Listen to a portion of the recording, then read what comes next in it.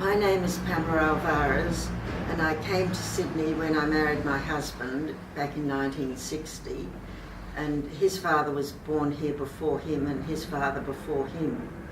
So I've had a long association with Hunters Hill and Woolwich, an area that I love very much.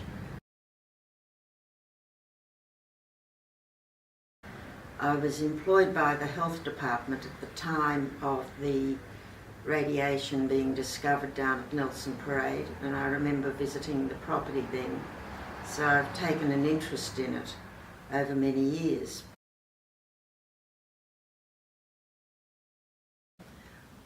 It hasn't been cleaned up before because the governments, each one has been arguing all the time, never finding a solution. When it's cleaned up, Rosemary and Kathy and her family will be able to get on with their lives again without this health issue and financial issue hanging over them. If it's remediated, they may decide to stay there because it's going to be safe there. So I don't know what they'll do, but at least they'll have that choice. The banks won't allow them because their property has contaminated written on it.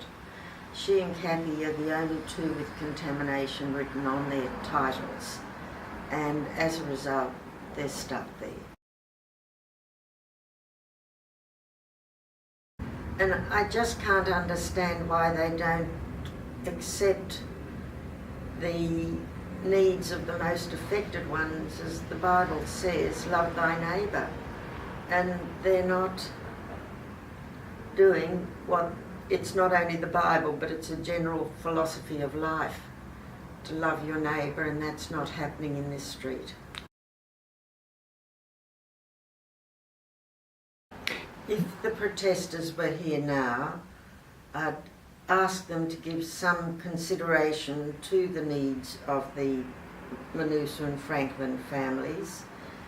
They've suffered long enough. It's time to really move on and just be compassionate about them. New South Wales has done a great job, and at the meeting at Fairland Hall recently, they outlined this plan in great detail with their experts there also to explain things.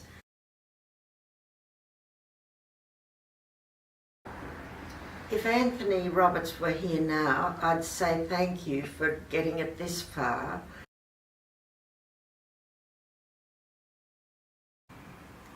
If the plan is stopped, I really don't know how Kathy and Rosemary would cope. They have been just so wonderful up till now, and I believe this is what they consider as the last straw. If this plan doesn't go through, I really don't know what they'd do.